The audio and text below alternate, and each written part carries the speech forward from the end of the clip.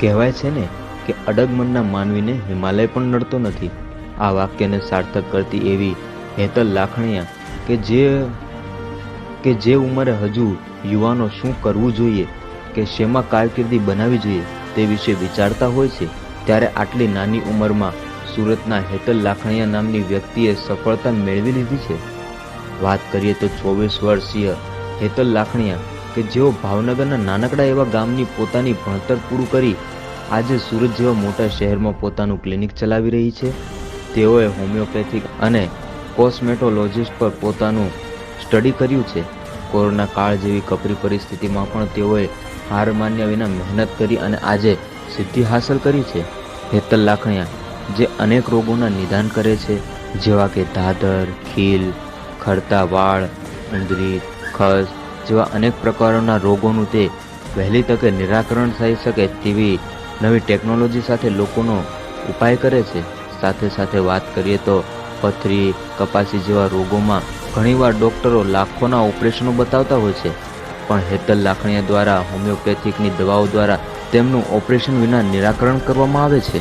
Hello friends, હું doctor Hetal લાખણીયા છું અને મારું ક્લિનિક છે નિખાર ક્લિનિક સુરતમાં અને હું છેલ્લા 1 વર્ષથી સ્કિન અને હોમિયોપેથિકની પ્રેક્ટિસ કરું છું. હું છે એ ધાધર છે, ખીલ, ખરતા વાળ, ઉંદરી વગેરેની ટ્રીટમેન્ટ કરું છું. સાથે લેઝર ટ્રીટમેન્ટ જેમ કે લેસર હેર રિમૂવલ છે, હાઇડ્રા ફેશિયલ છે, કાર્બન ફેશિયલ છે, એ બધી ટ્રીટમેન્ટ પણ કરું છું. અને સાથે હોમિયોપેથિકની ટ્રીટમેન્ટ એટલે કે જે લોકોને ડોક્ટર એડવાઇસ આપે છે કપાસી માટે ઓપરેશન કરવાની, જેમ કે પેશાબની નળી છે તો તેમાં પથરીના કારણે ડોક્ટર ઓપરેશનની એડવાઇસ આપે છે, તેવા બધા ડિસીઝ અમે હોમિયોપેથિકથી ક્યોર કરીએ છીએ અને પેશન્ટને ઓપરેશન વગર હોમિયોપેથિક દવાથી જ સારું કરીએ છીએ.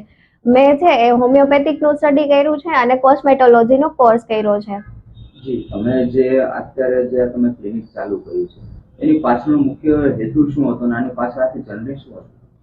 મારી જર્નીની જો વાત કરું ને તો અત્યારે બધાયના મગજમાં હોય છે કે કોઈ મોટા સિટીમાં સ્ટડી કર્યું કે સારી સ્કૂલ કોલેજમાં ભણ્યા તો જ તમે આગળ આવો, એવું બિલકુલ નથી. મેં છે એ ભાવનગરના એક નાનકડા ગામ દાત્રડમાં મેં મારું સ્ટડી કમ્પ્લીટ કર્યું છે 10 થી 12 સુધીનું, અને પછી મેં વ્યારા હોમિયોપેથિકનું સ્ટડી કર્યું છે. તો હું ગામડામાં ભણી છું અને તો પણ મારું અત્યારે ક્લિનિક બહુ સારું વ્યવસ્થિત સેટ કર્યું છે મેં.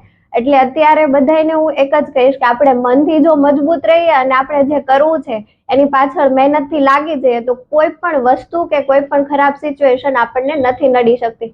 અમારા વખતે જ્યારે મારું સ્ટડી ચાલતું હતું ત્યારે કોરોના હતો, ઓનલાઈન સ્ટડી હતું, તો પણ બધું મેનેજ કર્યું, આપણે જોબ કરી, બધા એક્સપિરિયન્સ લીધા અને પછી ધીમે ધીમે છે એ આગળ આવતી ગઈ. હું એક જ કહીશ કે ગર્લ્સ છે ને એને કોઈ લિમિટમાં ના રહેવું જોઈએ. જો તમને શોખ છે, જો તમારી પાસે મહેનત કરવાની પૂરેપૂરી ઈચ્છા છે તો તમે કઈ પણ વસ્તુ છે એ આગળ તમે અચીવ કરી શકો છો. તમારે કોઈ પણ લિમિટેશન ન રહેવી જોઈએ કે ભાઈ મારે હજી એજ છે તો હું શું કરું ને મારે તો શું મેરેજ કરીને પછી ઘરે રસોઈ કામ કરવાનું છે, એવું નથી.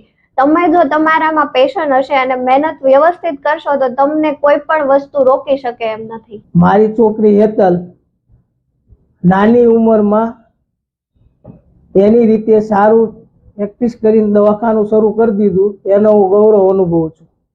મારી દીકરી હેતલ દવાખાનું કર્યું છે, સારી રીતે ચલાવે છે અને બધું ઓયરીમલનું બધું કરે છે અને સારી રીતે આગળ આવી છે.